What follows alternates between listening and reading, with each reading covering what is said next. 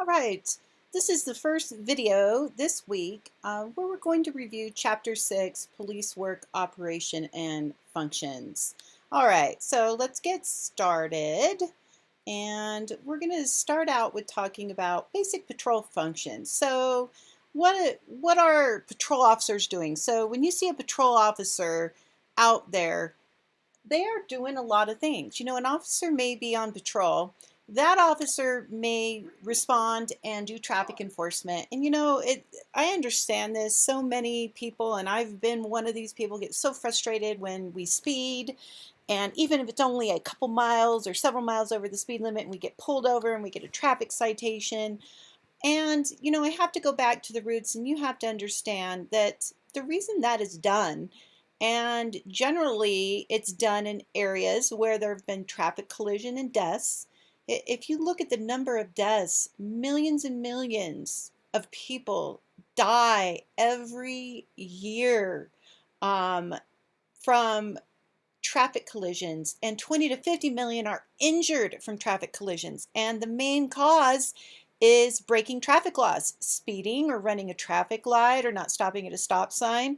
So officers are tasked not only by their departments, but by your local government, whether it be your mayor, your governor, your city council people, your senators, people that lose family members, friends, loved ones, you know, don't want that to happen to anybody else. And so they plead a change and make legislation, and that filters down to the police department. The police department have to go out there and write tickets. So, you know, I've done surveys, and I'll have students that will say, you know, if I like a cop, it depends on whether or not they give me a ticket. And I just have to remind you to go back to responsibility. If you are breaking the law, and believe me, I've been there. Sometimes I do speed. I'm admitting that on a video.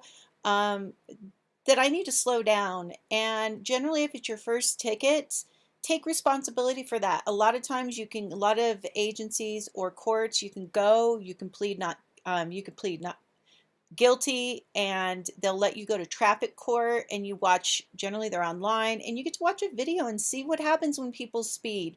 Cops get to see that. I saw that on a daily basis, what vehicles do to human beings, whether human beings are walking and they're struck and hit by a vehicle, or whether two vehicles hit each other or two or more vehicles hit each other, and what happened to the people inside. And it's just devastatingly sad.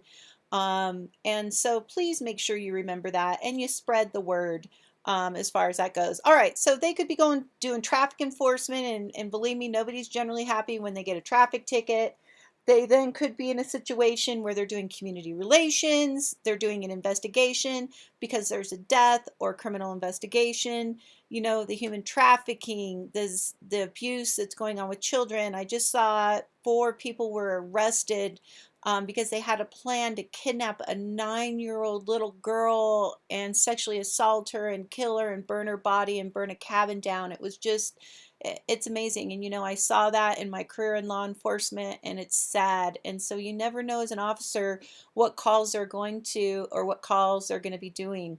You know, one of the website discussions, we cover what reviews shootings. And one reason that I do that is to hopefully let everybody understand that, number one, videos don't show a 360-degree view of everything. And most importantly, they don't show what the officer is going through and what the officer felt at the time. And a lot of times, people look at the facts that we know afterwards, after an investigation is done, and officers don't always have all the facts at the time. So hopefully from some of those website discussions, you're learning about the job of an officer, and you're starting to more clearly understand. Unless you're a cop, it's very difficult. Cops go through years and decades of training to understand how to respond in deadly force situations. And even then, they're very difficult. So it's just something that I'm hopefully getting you a better understanding and more education, that it takes research and understanding and investigations and a lot of information to understand what you might see in a second's video. All right, let's continue on. All right, so order maintenance. One thing officers do, it's huge. I'm going to tell you, so many calls I responded to had to do with people saying, you know, there's public nuisance going on or a neighborhood disturbance is going on. And so often it becomes a police problem. And I can tell you many times I changed that and tried to solve it through community policing, which is the area where it's occurring. Nobody knows it better than those community members. And so going and speaking to them and digging in and doing research, just like you guys are doing right now, to find out what's the issue, what's the problem, and how can it be fixed. All right, broken windows theory. This might be something you'll hear of. The broken windows theory in policing is if you have a neighborhood that has a lot of broken windows, broken doors, landscaping issues, trash everywhere, it doesn't look like it's cared for. Studies have been done that prove that the rise of violent crime occurs in those neighborhoods because the appearance is that nobody cares. All right.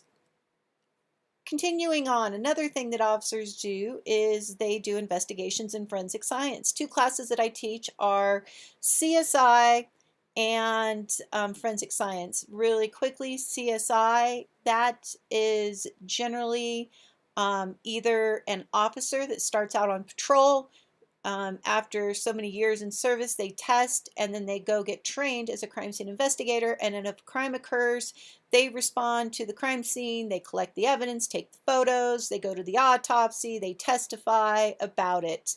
About half of the CSI investigators out there right now are patrol officers first. The other half, departments have civilianized them, and so you have to have a certain type of degree to be a CSI and not an officer. Whereas forensic science is more of you're taking whatever that CSI collected at the scene, whether it be blood or DNA or a rape kit, and you are in the lab, you're wearing the white lab coat, you have all your degrees in the sciences, and you are analyzing all of that evidence to get answers. All right, kind of covered that.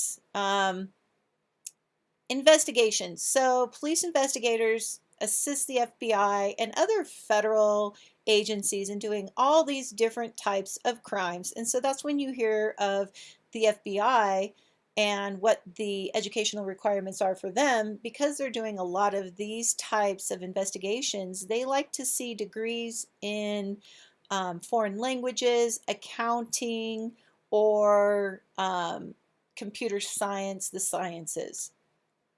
All right, kind of covered that. All right, different styles of policing. So you've got the watchman style, which that's the type of police department where there's not, they don't get paid a lot. They have to do a lot of overtime. They don't have a lot of formal training and not a lot of formal policies.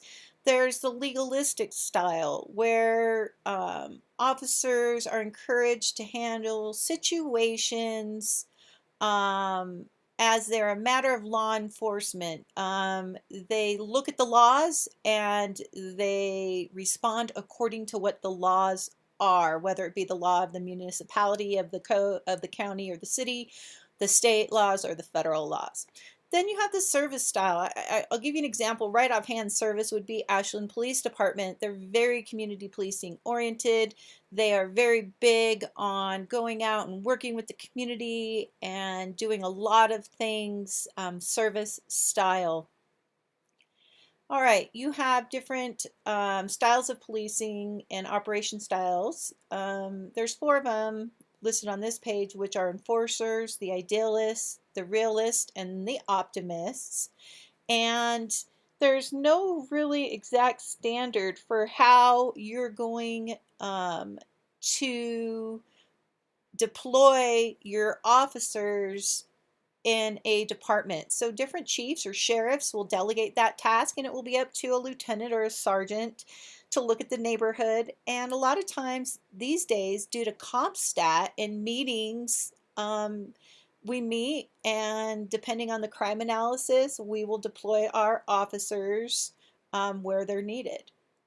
All right, another thing that you should consider that departments consider when deploying officers, again, is what do they offer for services? Not all departments offer, for example, bomb disposal, underwater recovery, things like that. So depending on what that department offers, they are going to allocate their officers differently. So every department is a little bit different in that respect.